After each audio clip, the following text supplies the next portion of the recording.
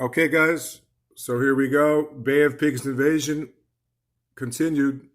This is part 3. Part 4, sorry. It's site 4. With the Cubans having advanced notice of the invasion, the U.S. Marines being held out of the battle, and the lack of air support, you'd think the Cuban exiles would have been slaughtered. Yet only 118 members of the anti-Castro Cuban invasion force died during the Bay of Pigs. This seems especially incredible when you take into account that the Cubans, with home field advantage and vastly superior numbers, lost 176 members of the military and an estimated 500 to 4,000 militiamen. Still, nearly 1,200 anti-Castro fighters were captured. After the invasion, Castro found himself with over 1,000 American prisoners. In exchange for their safe return, he demanded expensive industrial machinery and tens of millions of dollars. However, he eventually settled for $53 million worth of food and medical supplies. All of this was provided by private companies. The U.S. government, who still maintained they weren't involved in the invasion, had no official role. The first prisoners returned were 60 seriously injured men who were released in exchange for a payment of $2.5 million. This was quickly followed by a mass release which included almost all of the remaining members of the invasion force. These prisoners were returned to Miami, where they were greeted by over 10,000 supporters. However, one Bay of Pigs exile would remain in a Cuban prison until 1986 before being released and returned. The real reasons behind his quarter-century of detention were never explained by the Cuban government and remain a mystery to this very day. No matter how you slice it, the Bay of Pigs was a complete disaster.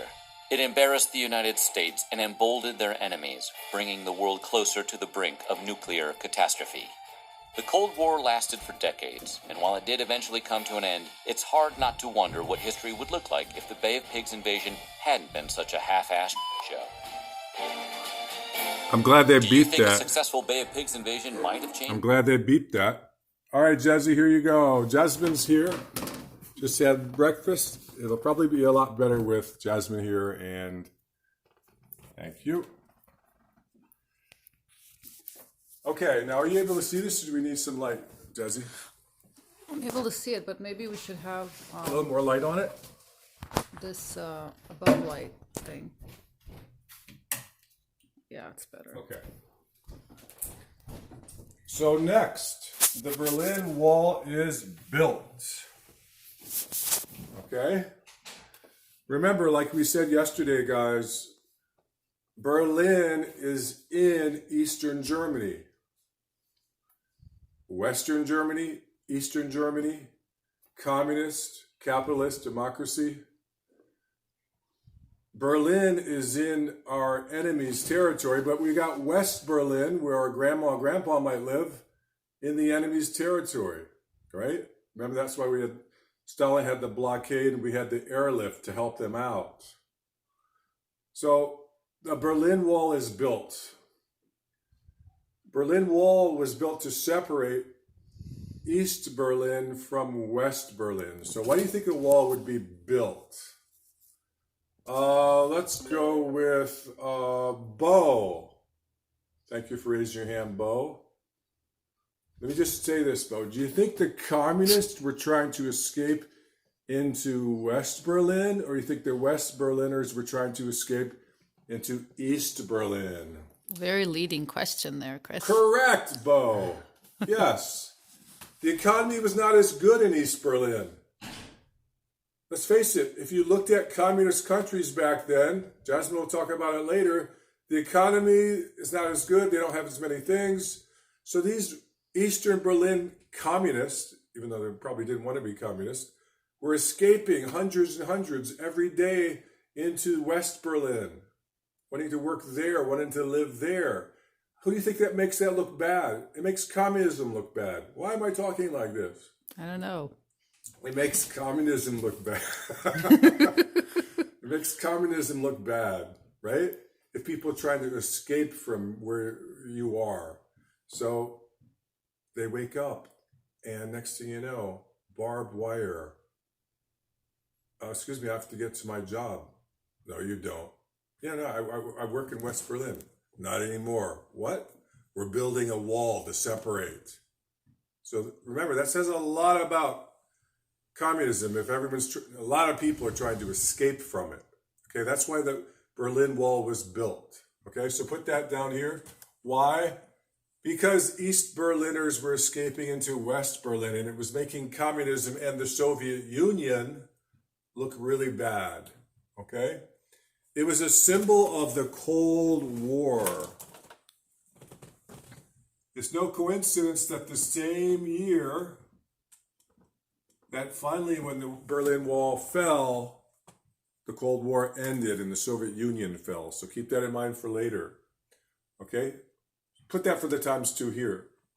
1991, Berlin Wall fell, Soviet Union fell, Cold War is over. Very important right there. Okay, 1991, Berlin Wall falls, Soviet Union falls, breaks up into 20 different countries, and Cold War will be officially over then. Okay, now the Cuban Missile Crisis. Oh, did you talk? Are you going to talk about how people were digging these tunnels underneath to get to West Berlin? That's true. That's so interesting. It People is. spend Well, yeah, we're going to see a video of it now, and I think that's probably going to have it. But yes, people were digging tunnels. They were jumping out of apartment buildings to get back into. Okay, what do you say? You want to come over here, Joseph, and show it? So much better when Jazzy's helping out, isn't it, guys? I give positive reinforcement. Okay, it's almost 2020. Oh my I'm God, that's interested something in good. watching this. Let's just watch this. No, skip ad. No, it's this thing you put on your toilet, so you don't need toilet paper. This is We so we amazing. should get it. Watch. Instead of wasting money and hurting the environment with rolls and rolls of toilet paper, get this. It's cleaner, it's more hygienic, and it's so easy to install. It takes about 15 minutes. All you need is a wrench and a screwdriver. We're And there's watching different this. nozzles. So there's self-cleaning, regular, feminine wash, and then you can adjust the pressure. Feminine This wash. is so What does that awesome. mean? It cleans itself. It's so easy to use. All right, sorry guys. I'll watch that later. November 9th, 2015 marks 26 years since the fall of the Berlin Wall. It represented not only a physical barrier for the people of Germany, but an ideological divide that split the world in two. Now, what many people don't know about the Berlin Wall is that it didn't run along the border between East and West Germany. Actually, it only encapsulated West Berlin, which was located deep in the heart of East Germany. So, what we wanted to know, why was the Berlin Wall built in the first place, and how did West Berlin end up as a political island? Well, to put some of this in perspective, it's important to note the state of Germany just after World War II. This is a great review of what we've already Germans learned. lost the war, ceding the former Nazi power to the victorious Allies. The US, the UK, France, and the USSR carved up Germany. Now, the easternmost portion, running along what was called the Oder-Neisse line, was allocated to Poland to make up for land lost during the war. The rest of the country was split into 4 zones. The Soviet Union took over the zone to the east. The US, the UK, and France occupied their own zones in the western half of the country. And this just left Berlin. Now, technically Berlin was in the Soviet Union's territory, but since Berlin was the capital of Germany, as well as the former home of the Nazi regime, it held significant historical and political value. So, to keep things fair, Berlin was carved up into 4 zones. Remember I mirroring told you the about rest my of Germany. college roommate. Now, this arrangement worked briefly, but soon the USSR began planning to take over the rest of Berlin, then Germany, and then Europe. At the time, the USSR was making a big push to expand socialism throughout its territories, including East Communism, Germany. not So to socialism. accomplish this, the Soviet Union started restricting access to Give West socialism Berlin, a bad creating one of name. the first I hear flashpoints it. of the Cold War, known as the Berlin Blockade. And things only got worse from there. The USSR began restricting emigration from their half of Germany. They built a massive wall known as the Inner German Border running down the middle of the country with barbed wire, alarms, mines, and thousands of East German soldiers. Now, by many accounts, life in socialist East Germany was pretty abysmal. Communist, particularly not compared socialist. to the democratic and prospering West Germany. Thousands of East Germans Jesus. defected using a I know. direct subway line between West Berlin and West Germany to bypass that closed border. Now, to put an end to this, the Soviets erected the Berlin Wall in 1961, and it ran nearly 100 miles long. It completely surrounded West Berlin. Remember, guys, which from may here to seem New York City is counterintuitive 100 because you'd miles. think they'd create a border to protect their own territory. But actually, this wall was to keep their citizens from defecting to the West. The wall would stay in place for nearly 3 decades, and even though this wall was much smaller and less elaborate than the That's Intergerman JFK, border, guys. the Berlin Wall came to There's symbolize JFK. the conflict between socialist and democratic Right before he was nations. assassinated. In 1989, the Berlin Wall came down, marking an end to the USSR's strongholds on East Germany. Now, if you want to learn about what actually brought down the Berlin Wall, check out this video. Thank you, Jazzy. So that brings us to the Cuban Missile Crisis. So, remember, Castro was not overthrown with the Bay of Pigs invasion. In fact, he became stronger and more popular because he stood up to America. Okay? So, Khrushchev, who is now the leader of the Soviet Union, starts bringing missiles into Cuba. Why did we freak out? Because it's 90 miles from Florida. Their missiles would be able to go from Cuba and even hit Washington, D.C. I think they could even hit Chicago. That's how close we were. Think about it. Now that people are really, really starting to make those bomb shelters. Oh my gosh, I heard that Cuba's got them now. Cuba's going to have nukes soon. So what do you do if you're JFK? Because you just looked weak after the Bay of Pigs invasion. Cause and effect, right? You're going to blockade it. Pretend this is Cuba. You can show that, Jess. Here's the Soviet Union. I'll use the red one because red is Soviet. An armada of ships coming with missiles to go to Cuba. We find out about it. What do? You blockade Cuba. Naval blockade, the famous naval blockade. I'm telling you, this is better than a new video, isn't it? What's going to happen? It was called 13 Days in October. There's a movie called 13 Days with Kevin Costner. For 13 days, the whole world held its breath. What's going to happen? Oh my gosh, we're going to have a nuclear war. There's no way Khrushchev's going to back down. JFK is not going to move the ships. What's going to happen? What's going to happen? And the most interesting thing about this, listen to this, guys. There were Soviet submarines with nuclear warheads on them. Okay? Remember, by now we have nukes in submarines, not just in the ground, in missile silos, but in submarines. With this blockade, there were some discharges into the water with explosions, and these Soviet submarines, one of the Soviet submarines thought that World War III had already begun, but they had no communication. Their communication was out with the other Soviets. They had nuclear weapons in their sub. Here's how it worked. 3 of the leaders in the sub had to vote yes. Push the button for the nukes to start. Now remember, mutual assured destruction. Once somebody's nukes goes off, the other ones are automatically going to nuke back. These 2 guys voted, turned the key. World War III has started. Remember, you're under the ocean. You don't know what's going on. Oh my gosh, they're nuking us. It started. Nuke them back. It takes all 3. But thank goodness this Russian man decided, no, we're not positive World War III has started. Yes, it is. What are these explosions for? Come on. Let's nuke them back. This guy, talk about peer pressure, not standing up against peer pressure. The man who saved the world, a Russian guy. Last year when I showed my students his picture, a lot of them went, whoa, what a handsome guy. So get ready. Jasmine, you'll probably feel the same way. I think he's your type too. The man who saved the world. Here's a picture of him. Oh no, wait. Sorry. I'll keep on talking while we get rid of this. You can't always plan when you'll need a gun. Okay. Here we go. Coming up. Consider the man who saved the world. Be still my heart. Oh, stop it. Oh, God. Here he is. Okay, I can't see. I'm gonna fool. I bet you can say his name better. Come on, what do you think? Vasily Arkhipov. He refused. Arkhipov. Because you're part Russian, right? Yes.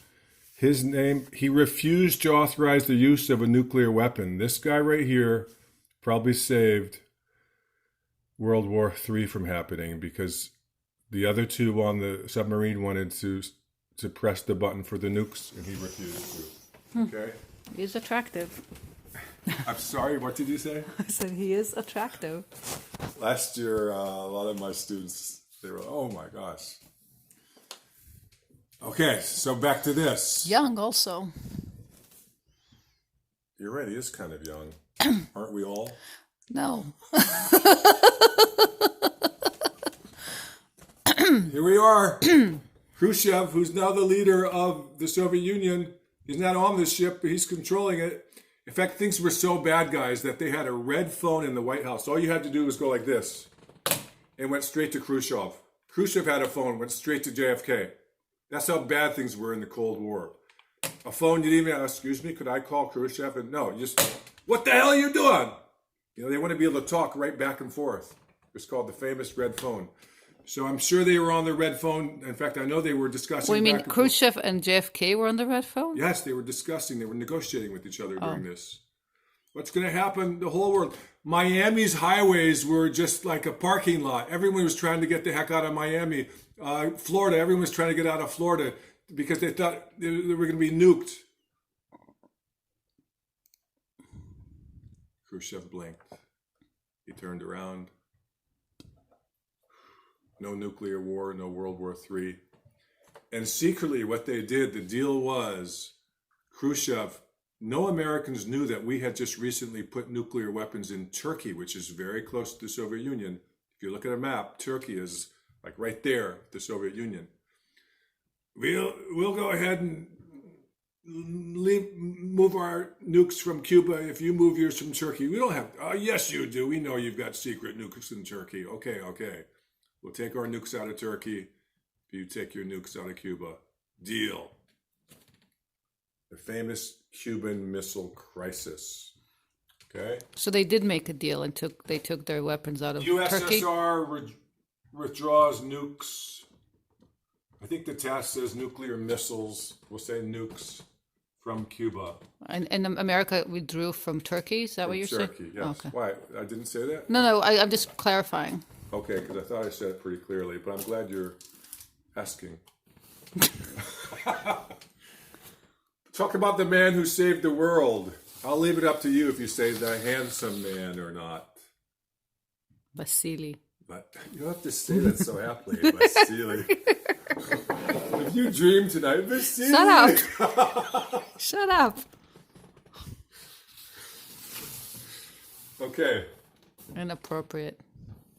It's just a dream like you're calling him. Shut up. The Us Domino Theory. All right, how many of you have ever played dominoes? Not many these days. Right? You put the cards up, they all fall. Same thing with our policy in Southeast Asia, also called Indochina. You gotta know that for the test. Indochina. Let me get a piece of paper here. Let me write it real quick.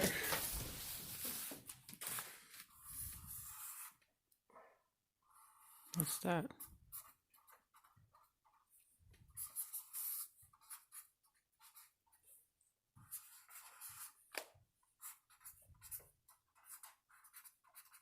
Okay. Are you getting it? Yeah. Here's how to think of it. Korea is like the New York. Vietnam's like the Florida. Here's Japan, here's Korea, here's China. All right?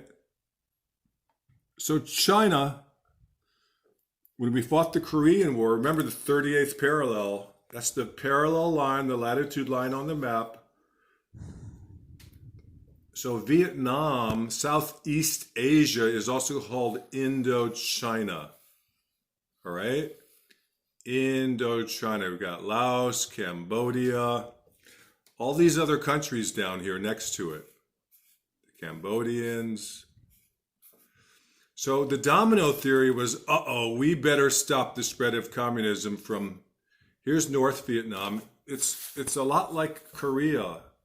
North Korea is communist. North Vietnam is communist. South Korea is capitalist.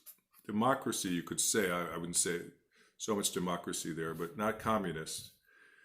And South Vietnam. Okay, so the domino theory is if we let South Vietnam fall, all the neighboring countries in Indochina, Cambodia, Laos, etc., will also fall. Maybe even go down into Indonesia, which is all that underneath here. Okay? So that's the domino theory. So let's fill these in. Domino theory, if one nation falls to communism, the neighbors will too. So the U.S. must fight in Indochina. And for the times 3 put, that's why we got into the Vietnam War. That's why we ended up in the Vietnam War. Let's just say what it is. And why were we there to begin with? We're on to the Vietnam War, okay? Why are most wars fought? Because a place in the world has what that we want or other countries want. Jasmine, what do you think? Well, usually it's oil, some sort of commodity that we need. Nice. Natural resources. Yeah. Oil. And guess what the natural resource was in Vietnam? That's why the French were there to begin with. Sugar? No. Good guess. Hawaii, sugar. So, coffee? Yeah, good guess. Colombia, a lot of places in Latin America, we went in there for the coffee and the bananas. That's why it was called Banana Republics. Well, it starts with an R. And now that we have cars, we need this for cars. Blank trees. Bamboo? No. Rubber trees. Oh, rubber tree. Rubber. Vietnam was filled with rubber trees. And France had gotten in there. They had colonized Vietnam for so many decades and decades. That's why Vietnamese food is so good. It's the Asian cuisine and the French cuisine mixed.